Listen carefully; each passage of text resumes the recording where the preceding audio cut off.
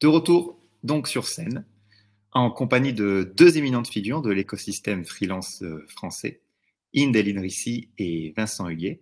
Merci tous les deux de nous avoir rejoints. Inde, Avec plaisir. Inde, Merci Nicolas. Inde, tu es la directrice et la cofondatrice de WeMind aujourd'hui. Tu es également l'initiatrice et la porte-parole d'Indépendant.co. À ce titre, tu es un petit peu la figure de proue des nouvelles revendications sociales liées au travail indépendant et à son avenir.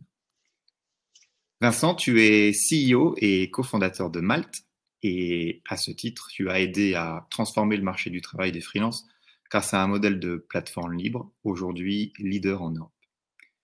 Notre objectif donc ensemble, si vous êtes d'accord, est de voir si la réussite des indépendants peut être synonyme de la réussite des plateformes. Ou plutôt dit inversement, si la réussite des plateformes peut être synonyme de réussite des indépendants. C'est mieux ainsi. Et quand on parle de plateformisation du monde, de quoi parle-t-on aujourd'hui? On a de plus en plus d'interfaces entre les consommateurs et les entreprises, toute industrie confondue, au point où certains économistes aujourd'hui qualifient notre monde de tout à la demande, on demand en anglais. Aujourd'hui en France, on estime à plus de 260 000 le nombre de travailleurs des plateformes. Alors, dans ce contexte de plateformisation, je mets des guillemets bien sûr autour de ce terme, plateformisation qui est croissante, comment tous les deux vous vous positionnez? Comment on commence? Comme vous. Vas-y Vincent, c'est... Ah, ok, c'est sympa. Écoute, non, c'est une super question. Moi, je trouve qu'effectivement, le mot plateforme est un mot qu'on entend de plus en plus, peut-être des fois un peu trop. Ça révèle effectivement beaucoup de choses, plateforme. Enfin, d'abord, je pense que l'Internet, c'est des interfaces, c'est de l'interconnexion. Et effectivement, c'est depuis le début de l'Internet ou des Internets, c'est cette connexion entre les personnes qui est importante. Maintenant, nous, on n'aime pas forcément utiliser tout le temps le mot plateforme parce que justement, il est un peu mélangé et il met un peu tout dans un même bac. Je préfère le mot dans ce qui nous concerne de marketplace ou place de marché où des acteurs indépendants libres viennent se rencontrer et choisissent ou pas de travailler ensemble. Tu as dit quelque chose de super intéressant, tu as dit on demand ou on demand work. Oui. Je trouve que justement, c'est là où il faut plein de nuances en fait dans ce monde des plateformes, dans ce monde du nouveau travail indépendant où tu as des modèles et surtout ce qui va faire la différence, c'est qui définit les critères de fonctionnement, les conditions de travail, en particulier le prix.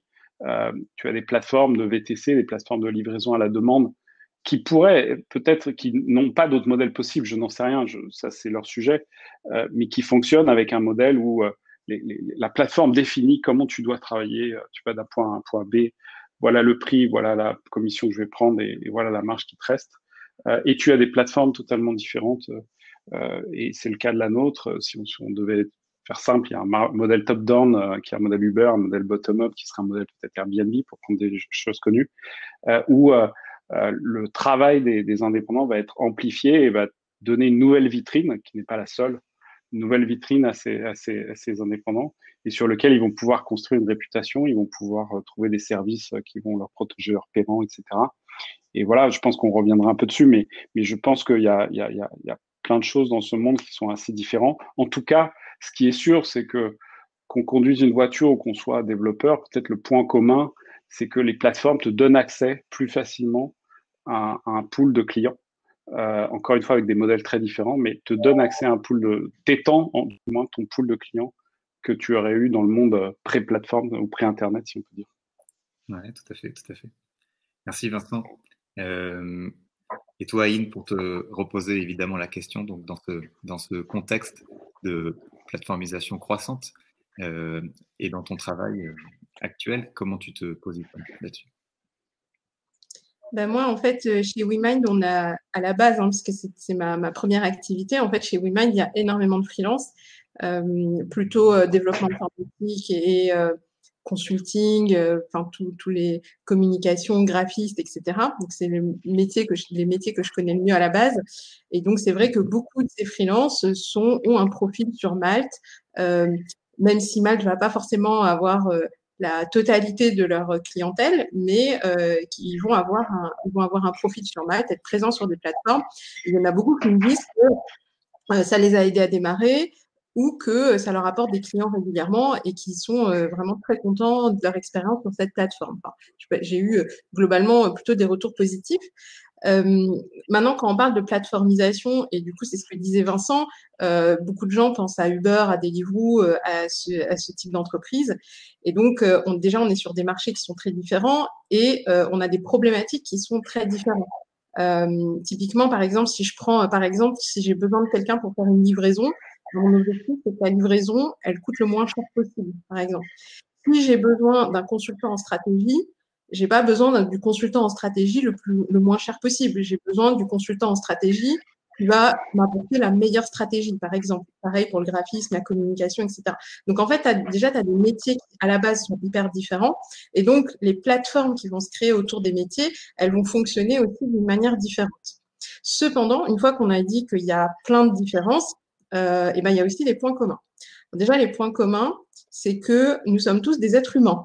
Donc, le chauffeur VTC, le livreur à vélo, le développeur, toi, moi, etc. On est tous des êtres humains. Et donc, on a un certain nombre de besoins. On veut travailler, on veut gagner notre vie, on veut vivre dans la dignité, on veut avoir un minimum de sécurité. Et donc, c'est là où il y a des points communs. Et notamment, c'est ce qui fait que moi, dans ce contexte de plateformisation, où je me suis dit, je vais créer un syndicat, pas parce que je rêvais de créer un syndicat, mais parce qu'en fait, je me suis dit, il y a des problématiques de protection, qui est ce que WeMind apporte, que tu peux pas aujourd'hui tu peux pas traiter aujourd'hui si tu rassembles pas tous les indépendants sous une seule bannière pour leur permettre de s'exprimer, pour dire ce dont ils ont besoin. Et ce dont ils ont besoin, c'est d'avoir un métier où tu gagnes suffisamment bien ta vie, ça c'est tout le monde a besoin de ça, et où tu as des protections qui te paraissent correctes. Et là où aujourd'hui on rentre dans un phénomène où la plateformisation elle est intéressante, c'est que, disons depuis toujours, les indépendants se sont démerdés tout seuls sur ces questions-là. À partir du moment où en tant qu'indépendant tu travailles avec une plateforme, eh ben, tu n'es plus seul dans ta relation avec ton client. La plateforme, elle joue un rôle. Et à partir du moment où elle joue un rôle, on est dans une structure qui est différente.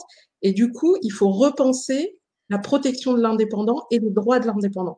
Et donc, c'est la plateformisation qui vraiment, pour moi, a été un moteur à créer indépendant.co parce que, en fait, je me suis rendu compte que les indépendants, il fallait qu'ils traitent les différentes problématiques qui sont nouvelles, qui sont liées à cette plateformisation. Et ça ne veut pas dire que c'est bien ou c'est mal. La plateformisation, c'est un phénomène qui est normal, mais par contre, ça apporte des avantages et des inconvénients. Et en fonction de la situation de chaque indépendant, il va falloir qu'il définisse de quoi il a besoin.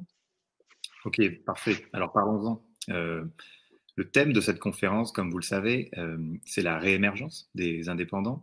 La liberté est assez fondamentale dans le choix de vie des freelances, des indépendants. On l'entend, c'est chevillé au corps. Alors j'ai cette question-ci. Comment garder cette liberté, selon vous, et dans ce contexte, dans ce que tu amenais, Inde, par exemple, si tu veux poursuivre, ou Vincent, hein, n'hésite pas à prendre la parole également. Inde, tu veux commencer ou... Ouais, on parle davantage. Vas-y, parce que comme je viens de parler, comme ça on alterne. Écoute, je pense encore une fois, le plus important, c'est quelle est un peu la mission de la boîte que tu veux créer et quel est son ADN.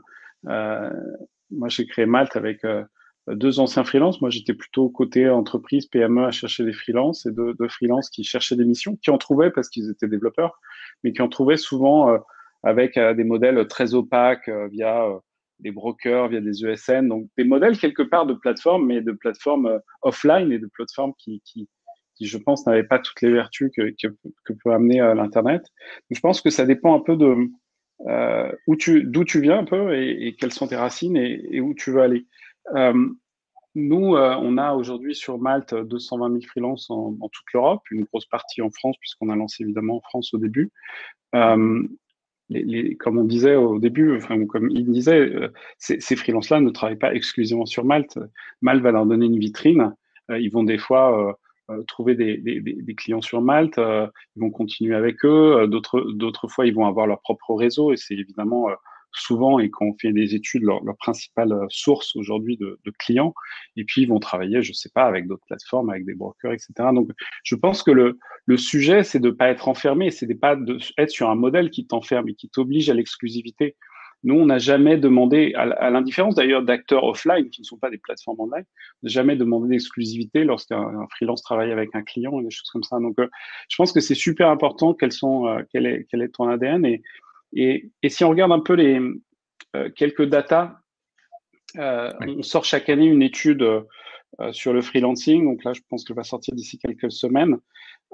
Cette année, on a travaillé avec deux économistes.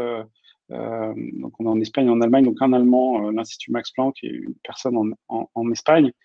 Et on les a fait travailler en particulier sur un sujet. On a ouvert toutes nos datas et en particulier sur le sujet des prix, qui est souvent un sujet qui remonte en attaque des plateformes en disant oui, mais vous tirez les prix vers le bas. Là aussi, les modèles sont très différents. Nous, on a créé Malte en réponse à des modèles qui, sans les nommer, te mettaient en concurrence avec 100 freelances et tu en avais un qui gagnait le concours et tu en as 99 qui gagnaient pas.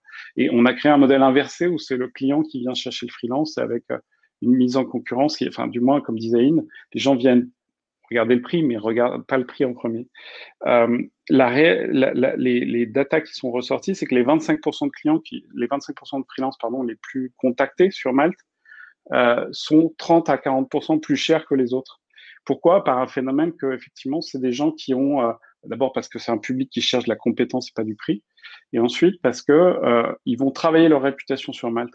Donc c'est en ça que moi je le vois comme une façon d'augmenter sa vie de freelance et d'être un canal parmi d'autres. Il y a des gens qui vont faire effectivement 80% de leur chiffre d'affaires sur Malte, mais la grande majorité, à l'inverse de plateformes de VTC ou de livraison, ne fait pas 98% ou 99% ou 100% de son chiffre d'affaires sur Malte tout le temps pour tous les freelances. Ils vont faire ça de temps en temps sur Malte, de temps en temps ailleurs. Donc je pense qu'il est important, c'est de garder ça sur le business model de la plateforme, et puis c'est qu'il existe de la concurrence aussi et plusieurs moyens de trouver des clients, évidemment. Inde, peut-être, si tu veux rebondir. Ouais, en fait, je trouve que c'est une bonne question, la question de la liberté de chacun. Alors, ce qui est rigolo par rapport à ce que disait Vincent, c'est vrai que pour avoir pas mal travaillé sur la question des plateformes, par exemple, si tu prends le transport de personnes à Paris, donc le marché du VTC, Uber aujourd'hui en détient 70%.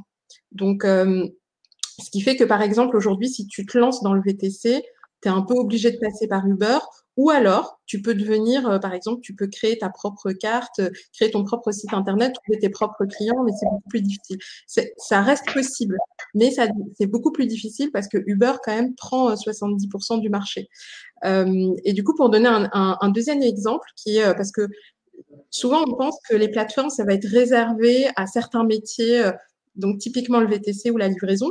Et du coup, j'ai rencontré l'autre fois une freelance dans une réunion d'indépendant.co qui dit « Mais moi, je passerai jamais toute mon activité sur une plateforme parce que c'est pas possible. Je pense que la plupart des clients, je peux les trouver par moi-même, etc. » Et du coup, je lui demandais, la dernière fois qu'elle avait pris un rendez-vous chez le médecin, donc le médecin, c'est quand même un métier qui est voilà, qui demande beaucoup de diplômes, qui est bien rémunéré, etc. Et je lui dis, comment tu as fait pour prendre ce rendez-vous? Et elle me dit, je suis passée par Doctolib, donc par une plateforme.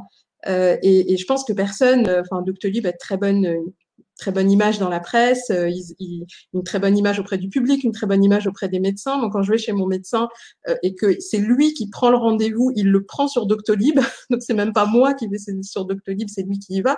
Donc, en fait, ce phénomène de plateformisation, pour moi, il faut vraiment le regarder sur le long terme. C'est-à-dire que même si aujourd'hui, les plateformes vont représenter peut-être un chiffre d'affaires qui est assez restreint par rapport à l'activité. Normalement, et par exemple, si Malte progresse énormément, évidemment qu'ils vont représenter un chiffre d'affaires de plus en plus conséquent dans la vie d'un freelance qui travaille avec ce système-là.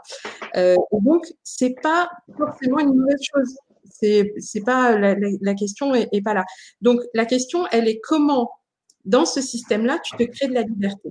Et alors, comment tu te crées de la liberté? Eh ben, ça prend différentes formes. Alors, par exemple, une des façons de créer de la liberté pour les VTC aujourd'hui, c'est leur donner la capacité de négocier collectivement avec la plateforme. Parce que c'est comme ça qu'ils vont obtenir que la plateforme va mieux les rémunérer sur les courses qu'ils font, par exemple. Quand tu vas être sur une plateforme comme Malte ou comme Doctolib, comment tu crées ton indépendance? Eh ben, ta liberté, tu vas la tirer de plusieurs choses. D'abord, tu vas la tirer du fait que tu es capable d'augmenter ta valeur vis-à-vis des clients. Et ça, c'est lié à ta formation, à ta montée en compétences, à ce que au personal branding que tu crées et à tout ce que tu fais par toi-même. Ça, c'est monter en compétences. Et d'augmenter ta valeur et donc d'augmenter ta liberté, y compris en étant sur la plateforme et en dehors de la plateforme. Et je pense que c'est important d'avoir toujours une stratégie individuelle. Et le troisième élément, c'est la protection. Et ça, c'est très bizarre. C'est un truc qui est un peu contre-intuitif. On se dit, mais moi, si je suis indépendant, j'ai pas besoin d'être protégé parce que je prends des risques, etc. Eh ben non, parce qu'en fait, et c'est ce qu'on voit aussi avec la crise du Covid aujourd'hui, c'est que quand tu as une crise économique qui touche tout le monde, eh ben, la protection, ça te permet d'être couvert quand il arrive quelque chose, que ce soit une crise économique, que ce soit une maladie, que ce soit quoi que ce soit. Parce que si tu n'es pas couvert pour les risques graves de la vie, qui sont les crises, la maladie, etc., ben, qu'est-ce qui se passe? C'est que le jour où tu tombes malade et que tu peux plus travailler, ben, tu dois aller retourner vivre chez tes parents. Et donc, tu perds toute cette fameuse liberté que tu as cherché à gagner en tant qu'indépendant. Si, en termes de crise économique, le gouvernement qui aide massivement les salariés avec le chômage partiel, s'il n'aide pas les indépendants, bah aujourd'hui, dans la crise économique, ça c'est, je pourrais poster tout à l'heure un article qu'a publié Alexandre de Live Mentor où il dit voilà, à un moment donné, il y a une crise, les salariés qui sont placés en chômage partiel, ils touchent des revenus, donc ils gardent leur indépendance financière, et les indépendants ne touchent plus de revenus du jour au lendemain parce que l'État français est pas câblé pour gérer les indépendants de manière générale dans la solidarité nationale comme il s'occupe des salariés. Et donc, pour moi, c'est un peu tous les axes. Tu as besoin de travailler sur l'ensemble de ces axes. Et c'est pour ça que, justement, avec indépendant.co, on n'est pas du tout opposé à la plateformisation, mais par contre, on dit attention, voilà comment, en tant qu'indépendant, on est plus fort. On est plus fort si on est mieux protégé, on est plus fort si on peut négocier, et on est plus fort si on est capable d'augmenter sa valeur sur le marché. Très bien. Vincent, n'hésite pas, bien sûr, hein, je peux poursuivre, hein, mais n'hésite pas à apporter. Non, mais je suis d'accord avec ce que dit Inde. Pour compléter, je pense que c'est bien qu'il y ait des nouveaux acteurs ou des néo-syndicats qui se créent parce que effectivement, nous on se pose souvent la question, on nous l'a souvent posé, est-ce que c'est à nous, en tant que plateforme, d'être représentants des syndicats? C'est pas forcément évident. Donc je pense que c'est mieux que ce soit un syndicat qui soit justement une entité indépendante qui représente vraiment tous ces indépendants. Nous, ce qu'on a, juste pour dans l'historique, ce qu'on a fait au tout début, donc comme je vous disais, j'ai créé ça avec 2 personnes anciens freelance et je prenais 5 cafés par jour avec des freelances et on leur a posé la question de quoi vous avez besoin en fait et on a essayé de répondre à ça. Et on avait trouvé des nouveaux clients parce que j'ai les miens, mais des fois ça s'épuise, etc. Et en particulier d'ailleurs dans ces clients pouvoir accéder aux grands comptes parce qu'il faut toujours voir quelle est l'alternative qui existait avant. L'alternative qui existait pour se faire porter commercialement pour accéder aux grands comptes est quand même moins vertueuse que ce qui peut exister aujourd'hui, je le pense. Deuxième chose, c'est protéger mes paiements. Et là aussi, on était dans un monde il y a 7 ans où on demandait un acompte, où on avait peur de se faire avoir en tant que freelance si le client ne payait pas, etc. Et on a essayé de mettre de la protection dans tout ça, de l'avance de paiement, de payer immédiatement ou quelques jours après la mission, et en particulier avec les grands comptes. Et la troisième chose, c'était un peu cette idée effectivement de collectif. Donc alors avant le freelance, avant le Covid, pardon, on faisait nous 300 événements par an, soit nous-mêmes, soit des indépendants, des personnes de Malte qui sont des ambassadeurs en fait sur toutes les grandes villes de France. Et on pense que c'est important que quelque part la base d'un syndicat, l'a construit de façon plus formelle, plus sérieuse, mais la base d'un syndicat où c'est déjà de se rassembler. Donc nous on se disait voilà, on n'est pas forcément vocation à être syndicat. Par contre, on a vocation à faire que les gens puissent travailler entre eux, puissent parler entre eux, puissent comparer combien ils ont demandé à un client pour que le prix moyen augmente, quels sont les statuts, etc. Donc, on a fait beaucoup de choses et on a une équipe qui s'occupe de la relation avec la communauté. C'est quasiment 10 personnes en France, qui fait ça tout le temps, en fait, qui fait des webinars où on va échanger, où on va leur donner des conseils. On a essayé de faire beaucoup de choses quand le Covid a commencé pour effectivement à quoi ils avaient accès. Donc, c'est des choses sur lesquelles on échange pas mal avec Inde. On essaie de trouver quel est jusqu'où on doit aller, jusqu'où on doit faire des partenariats, jusqu'où on doit surtout informer. Je pense que les plateformes, encore une fois, il y a des modèles différents. Il y a des modèles qui portent 100% du business d'un indépendant. Il y a des modèles comme le nôtre où l'indépendant reste libre et des fois va travailler via nous, d'autres fois non. Et on a besoin, je pense que dans ces cas-là, on a surtout un devoir ou une responsabilité, je dirais, d'information. On en parle pas mal avec Inde, mais par exemple, le sujet de la prévoyance est un sujet où les freelances, les indépendants ne savent pas forcément que même s'ils sont data scientists, ils ont plein de missions, ils gagnent très bien leur vie, mais qu'est-ce qui se passe si je me casse une jambe et je peux pas travailler pendant 3 mois? Là, on est sur un contexte encore plus, je sais pas si compliqué, mais encore plus particulier, qui est le contexte du Covid.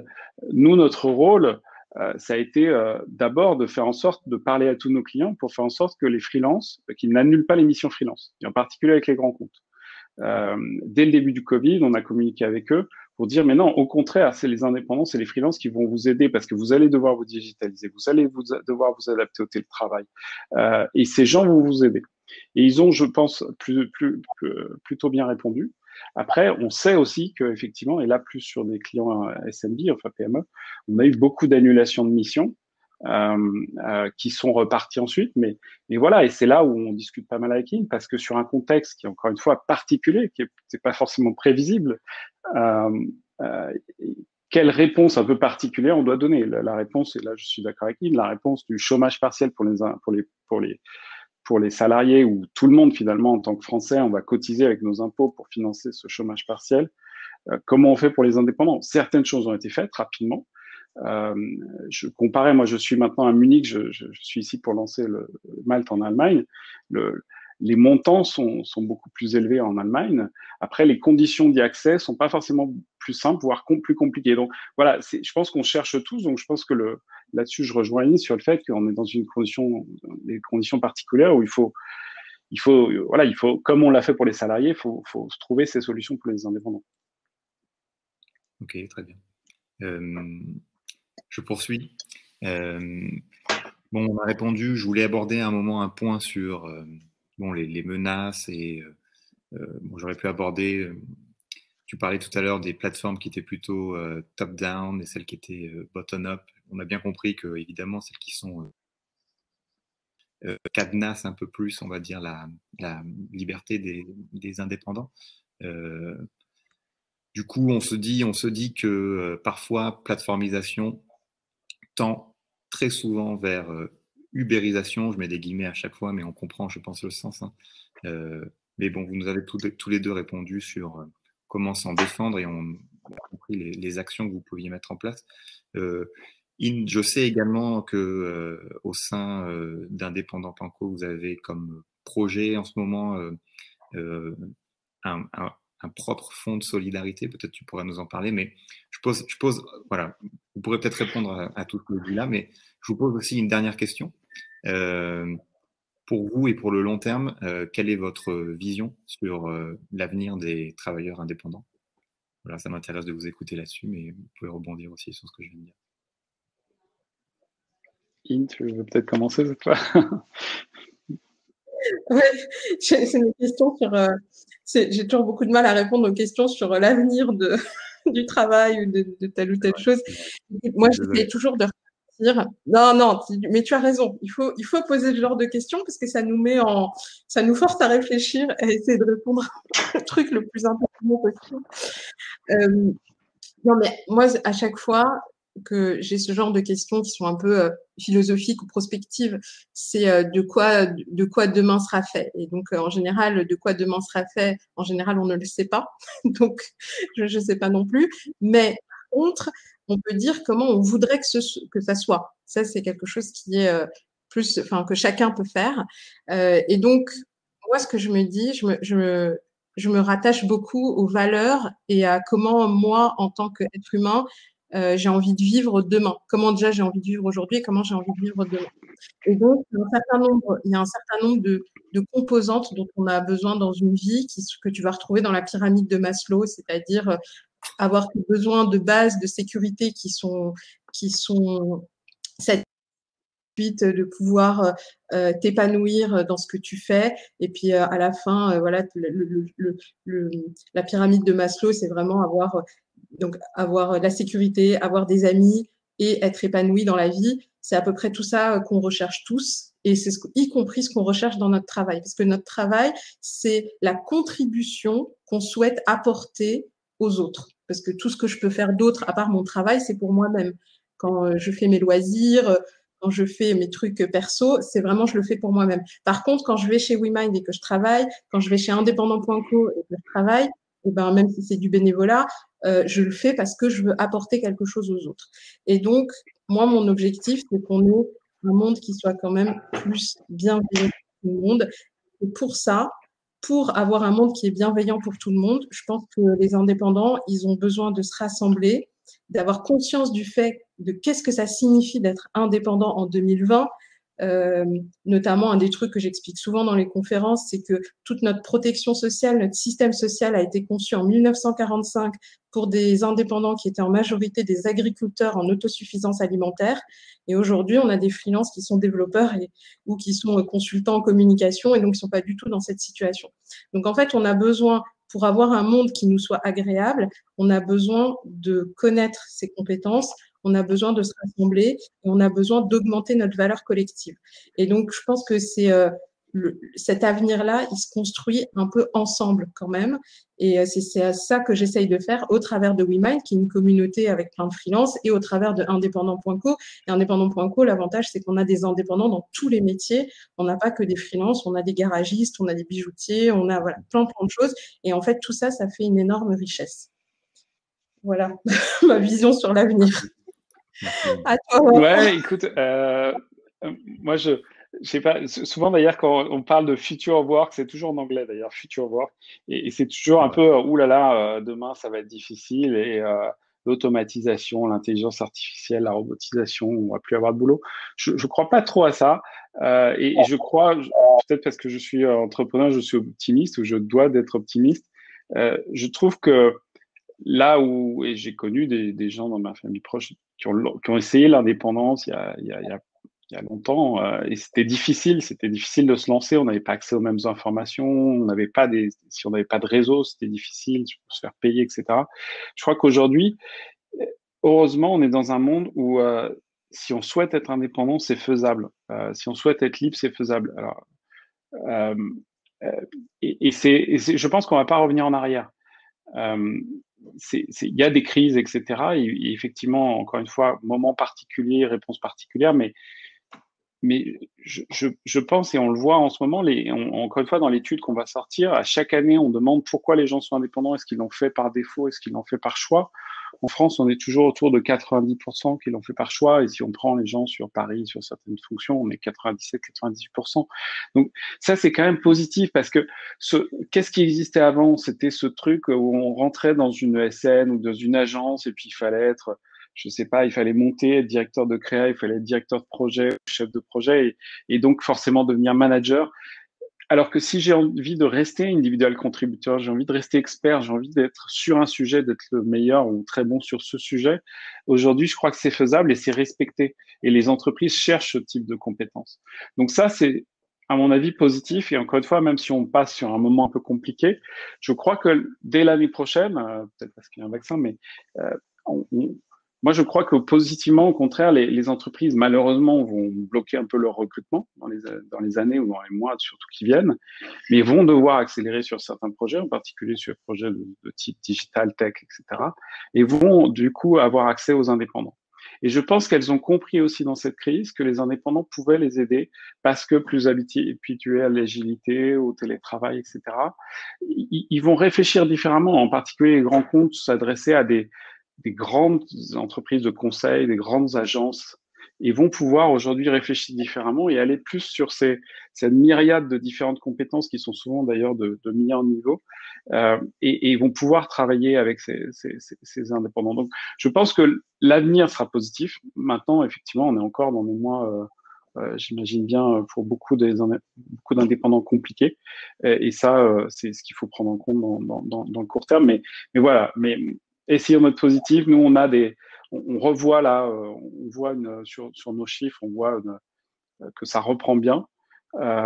Mais clairement, on n'est pas sur les taux de croissance qu'on aurait pu avoir normalement. Donc, on espère sur Q1 de 2021. Mais de façon globale, voilà, suivant catégorie par catégorie, il y a un moment compliqué à passer, mais je suis quand même super optimiste. Ok, bon, super. Merci Vincent, merci Inde. On va terminer notre conversation si vous le voulez bien. Je vais proposer à tout le monde une pause originale. Disons que là, pendant 15 minutes, un peu moins, je vais vous inviter en fait à jouer le jeu du menu networking que vous voyez sur votre gauche, ou réseautage. On l'aime également l'appeler rencontre forte. En fait, au hasard, vous allez pouvoir rencontrer des personnes au bout du couloir, voilà, de manière classique. N'hésitez pas donc à vous prêter au jeu, ou bien je vous invite également à déambuler à travers les expos ou les stands virtuels de nos partenaires, histoire d'apprendre des astuces, des nouveautés ou des curiosités. Nous, on se retrouve ici à 15h50 pour une nouvelle conversation. Vincent, Inde, est-ce que vous voulez ajouter quelque chose? Je vous remercie, bien sûr. Ça a été. Merci pour l'invitation et bon courage à tous les indépendants comme tout le monde, je pense. C'est des mois un peu compliqués pour les salariés aussi. Il y a des choses sur lesquelles il faut se battre et puis il faut préparer l'avenir et il faut rester, à mon avis, optimiste sur l'indépendance. Au contraire, le choix qui a été fait, je pense qu'il est de plus en plus valide et il sera bon en 2021. Tout à fait. Je partage. Moi aussi, je suis optimiste et je pense que l'indépendance, c'est génial. Allez, super. Bon, alors merci de nouveau, tous les deux. Et merci à vous qui avez regardé cette conversation avec nous. On se dit à tout à l'heure.